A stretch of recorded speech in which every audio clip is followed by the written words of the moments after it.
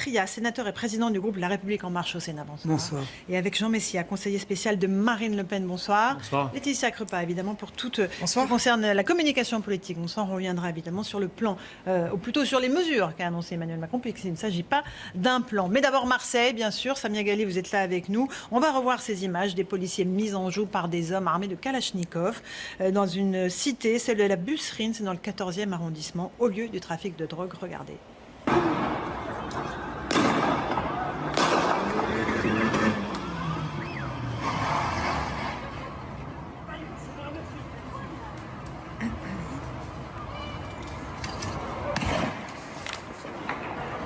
Voilà, on se croirait dans un film, mais c'est pas le cas. C'est Marseille, c'est aujourd'hui, c'était hier, Samia Ghali. Qu'est-ce que ça vous inspire? Vous aviez à l'époque, on le rappelle, demandé que l'armée intervienne dans les rues de la cité phocéenne. Qu'est-ce qu'il faut faire aujourd'hui? Écoutez, ces images, malheureusement, sont là où on a les images, mais c'est... C'est tous les jours? C'est régulièrement, je ne dirais pas que c'est tous les jours, mais c'est malheureusement le quotidien des Marseillaises et des Marseillais qui vivent dans ces quartiers. Là, vous avez 4000 personnes qui sont prises en otage par une dizaine de jeunes.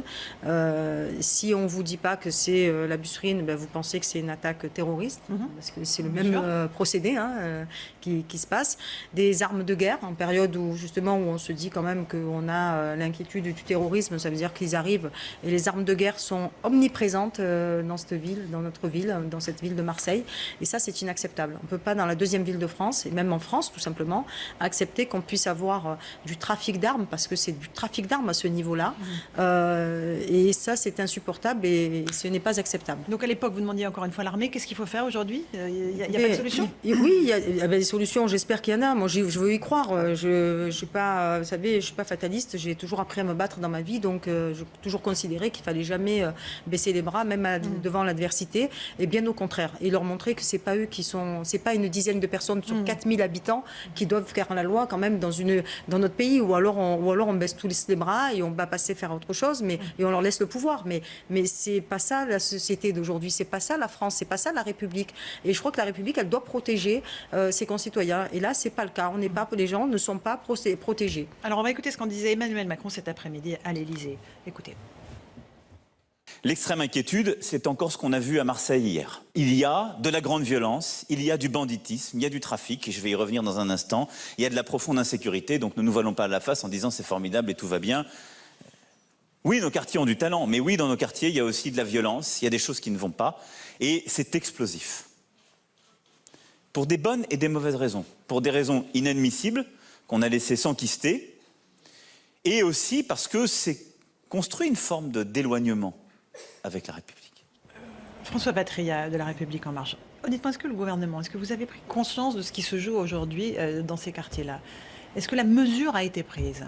Je crois que d'abord cette situation, Samia l'a dit, le président vient de le dire à l'instant, c'est une situation qui était enquistée depuis longtemps, pour lesquelles il y a eu déjà des plans. Il y a eu des plans dans rue, les collectivités s'y sont intéressées, l'État. Aujourd'hui, le gouvernement répond par différentes... Alors là, sur la sécurité, parlons pas du plan général, parlons de la sécurité. Bon. Ouais. Là, la sécurité, là... Le gouvernement a dit que dans les quartiers sensibles, il allait envoyer maintenant partout 30 policiers. En plus, dans chaque quartier.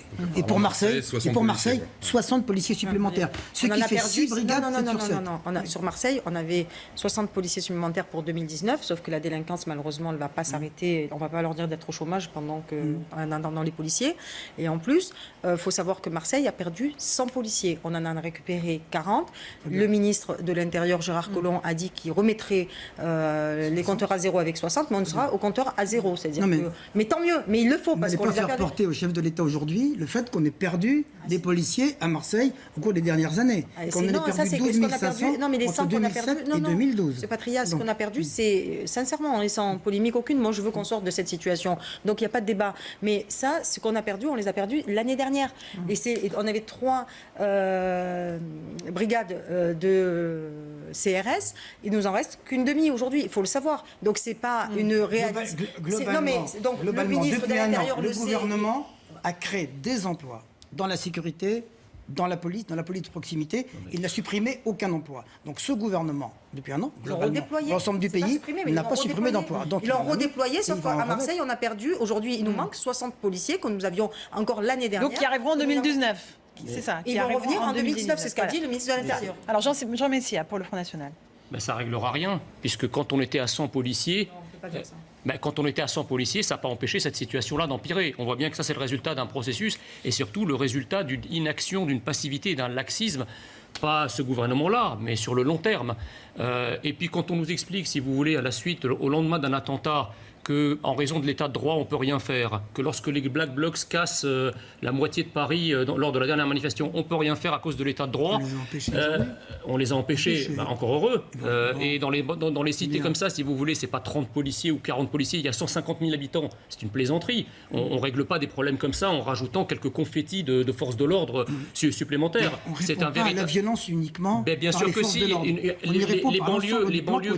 Les banlieues comme ça, d'ailleurs. Par l'éducation, par le stage, par le travail. Laissez-moi parler, monsieur, je vous ai laissé parler, laissez-moi parler. On parle de plan de banlieue. Tant que la sécurité n'est pas revenue dans ces quartiers, tous les plans du monde, et si vous déversez des tombereaux de liquidités dans ces quartiers, rien ne se passera parce que le socle minimal pour qu'une politique puisse réussir, c'est la sécurité. Alors, ce ne Or, sera pas le celle-ci cas n'est parce que le président Macron a dit qu'il n'y aurait pas de milliards d'euros déversés. On va écouter le syndicat de police Alliance, justement, sur cette situation à Marseille. Écoutez. Nous, on est formés à des violences urbaines, on est formés à des manifestations qui dérapent, à des délits de droit commun, mais on n'est pas formés à des scènes de guerre. Et là, ce sont véritablement des scènes de guerre, avec des individus cagoulés, vêtus de noir, avec des armes de guerre, qui tirent partout et nulle part en même temps. On est vraiment dans une scène de guerre. Imaginez quand vous êtes fonctionnaire de police et également père de famille, vous arrivez dans un endroit où il y a 6 gars fous furieux qui tirent avec des kalachnikovs sur tout le monde. La scène est terrifiante, mais on n'est pas formé à des scènes de guerre. Là-dessus. Laetitia Crepin. Et ensuite, juste un point sur la sémantique, et vous voyez bien qu'effectivement, vous disiez tout à l'heure, nous avons des images de ces scènes de guerre qui, malheureusement, ont lieu quand même couramment à Marseille. Là, ce qui change, c'est les images, l'escalade dans le vocabulaire, ce policier qui dit que ce sont des scènes de guerre, et le président qui répond en nommant les choses de façon un peu floue, en parlant d'un éloignement, une forme d'éloignement de la République. Quand on dit il y a de la grande violence, il y a du banditisme, il y a une profonde insécurité. Quelle est cette forme d'éloignement voilà. En fait, quelle est cette forme il y a une guerre dans ces territoires. Lorsqu'on parle de guerre, si on ne précise pas qu'elle est civile, c'est une guerre entre deux pays presque. Ces zones sont en véritable sécession de la République. Ce n'est pas des zones de non-droit, c'est des zones où s'applique d'autres droits, un autre droit. C'est des zones qui sont régies par des mafias, par des communautarismes. Pourquoi on ne nomme pas le mot islamisme quand on parle, ou même l'immigration dans le plan Barlot? Vous croyez que ceux-là, ils font la prière? C'est le trafic de drogue. Non, mais c'est une hybridation. C'est une hybridation. Mais à chaque fois, on va parler de n'importe quoi. Parce que c'est vrai, attendez. Mais non, islamisme, j'ai pas dit islamique. Pas tous en même temps. Attendez. Non, mais il ne faut pas le nier, madame. Sauf que là, ça il faut sortir du déni. Cela, je peux vous garantir. Mais ça ne se réduit pas à cela. Bon, alors, voilà. Oui, je crois que pour l'instant, il ne faut pas se tromper. Ou alors, on se trompe complètement de débat et c'est dommage. Ce qui se passe là, d'abord, ces jeunes-là, ils sont loin de la religion, il faut le savoir. Donc ça n'a rien à voir avec ça. Ce sont des voyous. Il faut nommer les choses. Oui, des voyous. Il y a quand même un trafic de drogue. Et souvent, c'est lié d'ailleurs. Mais il y a le trafic de drogue, il y a de la prostitution, il y a le trafic d'armes. Même l'économie parallèle des banlieues. Et d'armes aussi. Et même l'islamisme se nourrit de ça. Il y a une hybridation dans ces quartiers. Ce que je peux dire, moi, les gens dont je veux parler là, c'est pas de ceux-là. C'est pas de ces. C'est ceux qui assistent à tout ça. C'est les 4000 impuissants habitants de la cité. Emmanuel Macron dit il faut qu'ils dénoncent, il faut qu'eux aussi ils fassent partie de la société de la vigilance. La vidéo, vous l'avez eu comment si c'est pas un habitant? Mais c'est facile de dire il faut qu'ils dénoncent. C'est ce qu'a dit le président Macron. Oui, mais vous savez, alors c'est de mal connaître la situation parce que de dénoncer, c'est se mettre aussi soi-même en danger. On a des enfants. Les gens qui ont des enfants, ils vont pas mettre en danger leur propre enfant parce que demain c'est leur enfant qui va à l'école. C'est ça. Et moi, ce que je voudrais dire, c'est que ce qui est inquiétant aujourd'hui, c'est de permettre à des enfants dans ces quartiers de vivre des scènes qui n'ont pas à vivre. Ils sont choqués. Mais où est l'aide psychologique à ces quartiers pour les aider à comprendre ce qui se passe? Où est l'État? Le matin, ils vont à l'école. Il s'est passé ça hier, c'était férié. Ce matin, ils vont à l'école faire des maths, du français.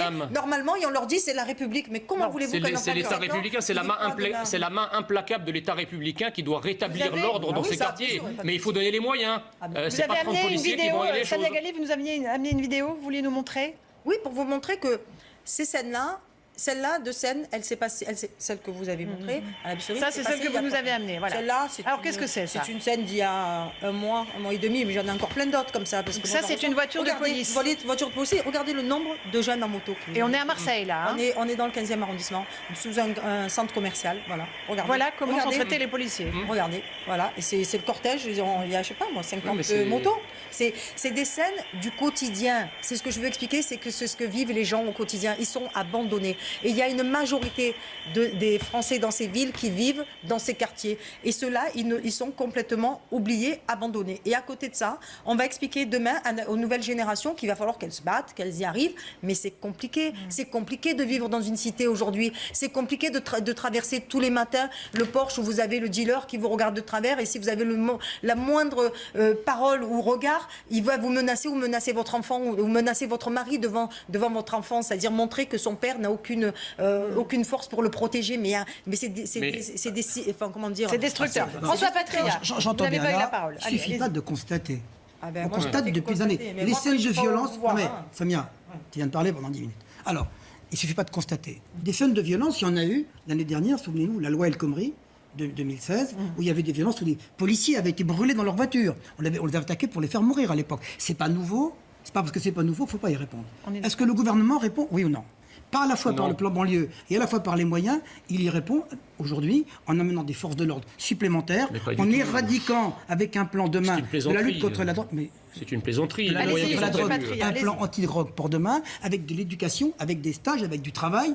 Voilà. C'est pas seulement les forces de l'ordre dans ces quartiers. Ce qu'il faut, c'est rétablir l'état de droit. Quelle est la solution alternative au trafic de drogue qui est une économie parallèle dans les banlieues? Quelle est la solution alternative? Est-ce que le gouvernement va en apporter une? Arrêter le trafic de drogue, c'est bien entendu. Oui, mais il faut trouver une alternative. Il n'y aura pas de légalisation du cannabis, a redit Emmanuel Macron. Vos mesures ressemblent aux mesures contre la radicalisation. Il a raison là-dessus. Il a pas légaliser le cannabis. À 1000%. Parce que pourquoi? Parce que demain, s'il légalisait le cannabis, mais on a la cocaïne. On a la cocaïne dans ces quartiers. C'est les mêmes, la cité dont vous voyez, il y a cannabis, cocaïne, héroïne. Alors on fait comment? Et demain, c'est-à-dire que ceux qui étaient consommateurs de cannabis, c'est des commerçants, il ne faut pas croire. Eux, ils ont compris, c'est des vrais commerçants. Je vous demande comment on remplace cette économie. Est-ce qu'on injecte à nouveau des millions, des milliards, je ne sais pas. C'est pas la solution préconisée par le gouvernement en tout cas. Comment remplacer cette économie? Alors, on va revenir sur les annonces d'Emmanuel Macron aussi. L'éducation, les stages, le travail et l'implication financière des grands donneurs d'ordre aujourd'hui. Oui, juste quand même. C'est comme ça. Dans ces quartiers, vous voyez, là, ils viennent, ils sèment la terreur. Mais on va voir les beaux jours qui vont arriver. Vous pouvez venir à Marseille, vous allez le voir. Ils vont mettre pendant l'été, parce que malheureusement le service public, parce que les pouvoirs publics n'apportent plus aucune aide, ni de centres sociaux, il n'y a plus de colonies de vacances, il n'y a plus d'aide aux centres sociaux, on a des centres sociaux qui sont en train de tirer le rideau, ils tirent la langue parce qu'ils n'y arrivent pas. Et derrière, vous avez le dealer qui va venir, qui va installer la piscine gonflable pour tous les enfants de la cité, qui va organiser Pablo Escobar faisait pareil. C'est eux qui achètent l'arbre de Noël pour les enfants pendant, vous voyez, donc ils sont loin d'être islamiques, et l'arbre de Noël pour Noël. Non mais c'est une hybridation, attendez, vous ne pouvez pas lier le problème de l'immigration et le problème de l'islamisme.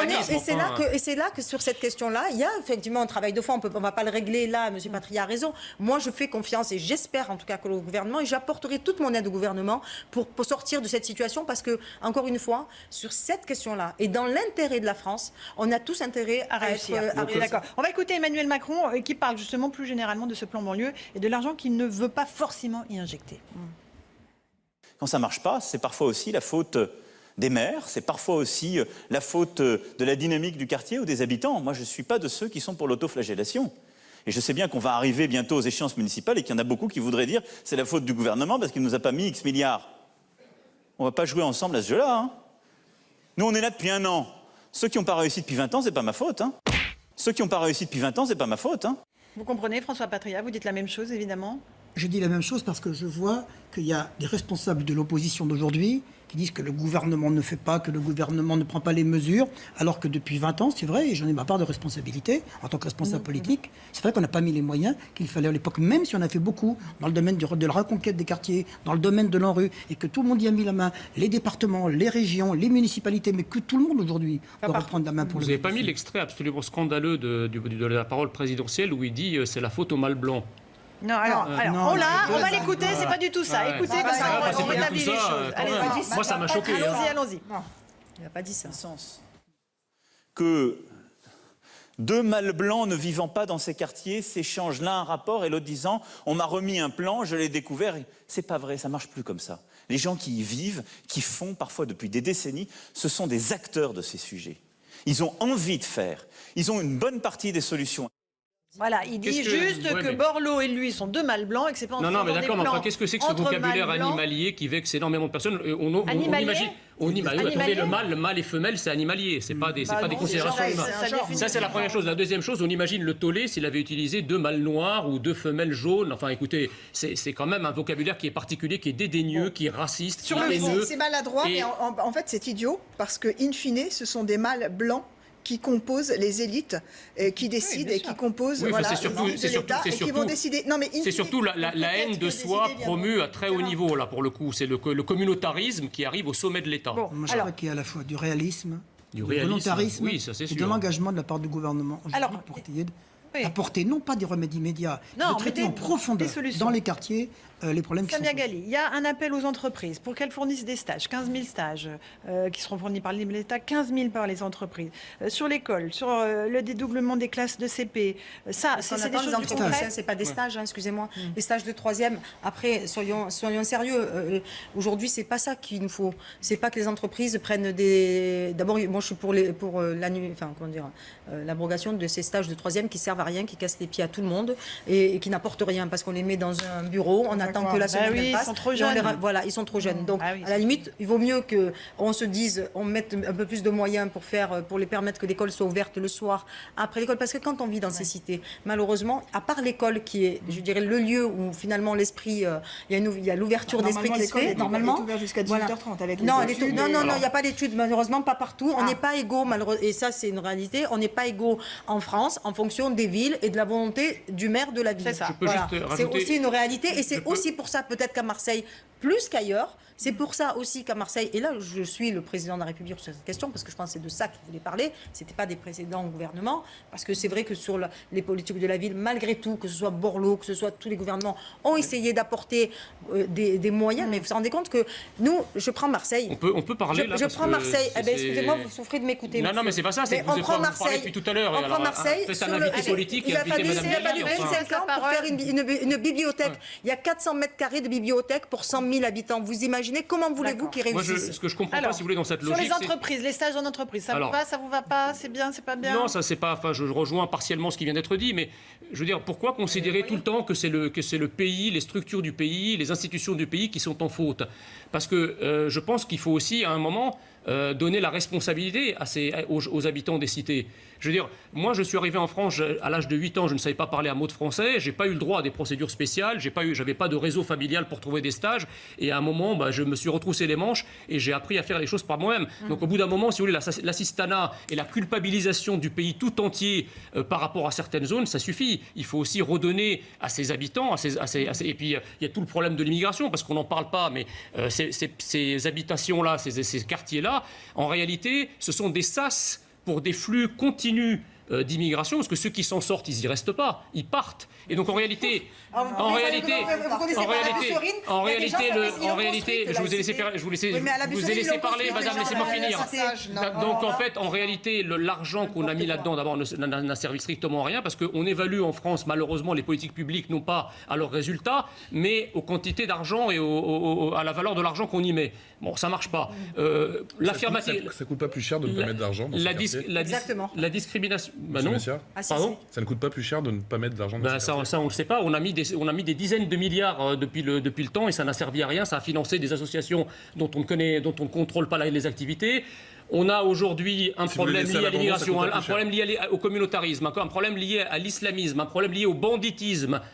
Ça fait 20 ans que ça dure et on laisse faire. Et ce n'est pas les dizaines de milliards d'euros qu'on a mis dedans depuis X plans de la fin des années 70 qui ont réglé quelque chose. Et je crois que tous ceux ici présents, en tout cas de partis politiques, sont aussi responsables, parce que c'est leurs familles politiques qui ont gouverné. On parle ici de la manifestation des fonctionnaires qu'il y avait aujourd'hui dans plusieurs villes de France, 16 400 personnes à Paris, avec des scènes de violence, là encore, avec des black blocs au cœur de la manifestation. On va en voir des images tout de suite, encagoulés, qui s'en prennent aux forces de l'ordre, qui font de la dégradation de de biens publics, de restaurants. Ça devient un rituel extrêmement triste, François Patria. On ne peut pas détecter ces gens-là. On va voir quelques images. Non, On ne peut pas détecter ces gens-là. Je regarde vos informations. Et Vous voyez, on voit les filles. ce soir dans ma tête. Alors ça n'a rien à voir, ça sont des manifestants. Si les C'est gens pas les Black Blocs, ouvrent c'est leur pas les bonnes information le images. soir et qu'ils voient fusillade à Marseille et qu'ils voient des violences à Paris, il y a de quoi être très anxiogène. Donc, la il faut pas en France que je parler. parcours tous les jours, Donc, il faut pas en c'est quand même parler. pas ça. Je parcours tous les jours, je vis en province, j'habite à Voilà. Paris aussi, je ne vois pas ça tous les jours et partout. Non, c'est sûr. Non. Mais les D'abord, les autruches se portent maintenant- bien. Hein. Maintenant, ça n'est pas exceptionnel.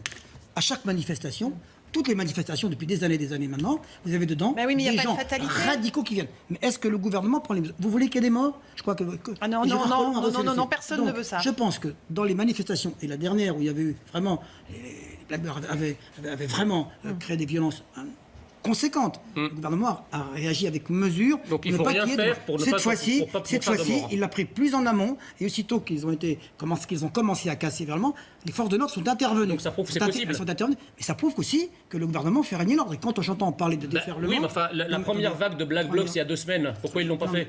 Attendez. Parce qu'ils avaient eu pour instruction Il y a de deux ne rien semaines, faire. il y a deux C'est pas les semaines, gendarmes qui sont il y a deux responsables semaines, de il y ça, avait c'est la beaucoup- politique qui est derrière. Pourquoi vous m'interrompez? Pardon Pourquoi vous m'interrompez? Parce que tout le monde Non, s'interrompt. mais moi, je ne vous interromps pas. Donc, la dernière fois, il y avait beaucoup plus de monde, beaucoup plus de casseurs, beaucoup plus de radicaux. Il y avait des dangers parce qu'il y avait des gens qui étaient infiltrés au milieu. Aujourd'hui, ils ont réussi à les séparer et à le faire. Et je pense que le gouvernement, face à ces manifestations, rappelons quand même le nombre de manifestations, face au déferlement que souhaite chaque jour Jean-Luc Mélenchon dans la capitale, aujourd'hui, c'était 16 000 personnes. Ça prouve quand même que cette mobilisation ne mobilise pas vraiment et qu'il n'y a pas dans le pays ce besoin de revendication que je vois traduit avec des violences exacerbées comme de cette façon. Alors, Donc, je crois que le gouvernement agit avec mesure et avec fermeté. La politique sécuritaire, en fait, d'Emmanuel Macron, elle revient à faire protéger par la notion d'état de droit tous ceux qui sont à la fois ennemis de l'État et ennemis du droit. Aussi bien pour le terrorisme pas tout. Non, que pas pour du les tout. Black Blocs, Patria etc. a raison. L'enjeu, c'est qu'il n'y ait aucune victime. Mais non, mais on peut pas, Voilà, on mais peut c'est pas, uniquement on peut pas ça, raisonner c'est comme pour ça. que- Attendez, Mais bien sûr que si. face au terrorisme, si vous voulez qu'il n'y ait Heureusement aucune victime, bah, vous avez le Bataclan, quoi. Non, mais ça Au n'a bout rien d'un à voir. moment, il faut prendre la mesure des Heureusement choses, que mais bien sûr. Heureusement que l'on raisonne comme ça dans un état de droit face On ne à des répond pas à la manifestants. violence par la violence. Pardon, après, Justement, on c'est la- répond à la violence Ça, par la c'est- maîtrise. Ça, c'est la faiblesse. C'est la faiblesse que vous voudriez- donnez à vous l'État. souhaitez qu'il y ait de la violence. Non, non, Ce que non. vous souhaitez, c'est que ça dégénère. Non, je veux qu'on- Vous voudriez qu'il y ait des morts. Ah oui, Vous c'est souhaitez moi, le chaos. le Vous Bataclan, souhaitez les le chaos. 246 Vous morts, c'est moi qui souhaitez les le évolue. chaos. Voilà. D'accord. Souhaitez le Alors chaos. revenons aux fonctionnaires. Samia Ghali, est-ce que, encore une fois, cette grogne des fonctionnaires, on a parlé de la violence, vous l'entendez? Est-ce que dans les services publics, à Marseille et ailleurs, eh bien, vous comprenez le malaise des fonctionnaires? Oui, je comprends ce malaise parce que ce qu'on disait tout à l'heure, ce qui se passe dans nos territoires, on voit bien que si dans nos quartiers, on a aussi cette situation parce que petit à petit, le service public, eh ben, il a disparu. Le service public a complètement disparu. Pour répondre tout à l'heure à ce monsieur, c'est qu'il faut savoir Non, mais c'est- qu'avant, monsieur, il y avait des assistantes sociales qui étaient là pour justement aider les familles quand elles n'arrivaient pas à gérer leur budget pour leurs enfants et permettre l'éducation, eh ben, de venir et d'accompagner ces familles. Ils ont disparu. On a des Les hôpitaux. Les hôpitaux, moi je peux vous dire, c'est même, alors Marseille, nous on a le pompon Oui, rouge voilà. pour tout, c'est dommage, mais Les hôpitaux on à est- Marseille, c'est- voilà. Les hôpitaux à Marseille, c'est Oui. quelque chose. Je peux vous dire que j'ai eu affaire aux hôpitaux publics. Je peux vous garantir que c'est une honte. Là aussi, le personnel travaille dans des conditions impossibles. Je me demande même comment ils arrivent à soigner les gens dans ces conditions-là. On a vu malheureusement la maman courir avec son bébé qui était décédé pour l'emmener à la morgue. Mais vous vous rendez compte ce que les gens vivent dans la violence? Parce que c'est ça, quand le service public ne fonctionne pas, malheureusement derrière, c'est les Français qui souffrent. Et la question de la santé, par exemple, c'est le premier, numéro 1. L'éducation, la santé, ce sont aussi... Avec bien la sûr, sécurité, et avec la avec la sécurité. et avec la police, C'est des parce que... considérations un peu, on est d'accord. je suis d'accord avec vous, mais c'est François des considérations Patria. un peu plus larges par rapport au point d'indice, notamment qui est gelé maintenant depuis 6 ans, qui a été augmenté de 0,6% en 2016 et encore de 0,6% en 2017, mais qui est bloqué pour 2018 et pour 2019. Donc il y a vraiment une dégradation du pouvoir d'achat des fonctionnaires. Il y a la saignée qui est prévue de 120 000 fonctionnaires en moins, dont 50 000 dans la fonction publique d'État, qui a déjà tant perdu. Je suis bien placé pour vous en parler, parce que je suis fonctionnaire moi-même. Et enfin, le jour de carence, parce que ça aussi, les mesures s'ajoutent les unes aux autres. Le jour de carence qui avait été supprimé par François Hollande, qui a été maintenant maintenu, enfin Et depuis, rétabli l'absentéisme par a diminué. 2018. Et depuis, l'absentéisme a diminué de 30%. D'accord, donc oui, mais enfin, c'est pas. Je veux dire, ça, vous punissez les malades, je veux dire, on a besoin d'autre chose. La fonction publique, elle a besoin d'autre chose que. Si vous voulez, la politique d'Emmanuel Macron, elle est contre tout. Elle est contre le droit du travail, elle est contre les fonctionnaires, elle est contre le statut public de la SNCF et des services publics. Mais elle est pour ce qu'est la politique du gouvernement en matière des fonctionnaires. Est-ce que vous entendez ce malaise des fonctionnaires? Tout ça est un peu manichéen. J'entends bien aujourd'hui que dans la fonction publique, depuis des années et des années, ça ne date pas non plus d'aujourd'hui, le blocage des salaires, l'indice, etc., tout ça a été bloqué, et qu'il y a une demande dans la fonction publique de gens qui ont des petits salaires à pouvoir demain augmenter. Tout ça se fera si ce pays sort de l'ornière où il est aujourd'hui, si ce pays n'est plus enquisté, si ce pays crée de la richesse. Et l'objectif du gouvernement, c'est déjà bien sûr de maintenir l'ordre, c'est bien sûr de favoriser l'éducation. Vous allez avoir M.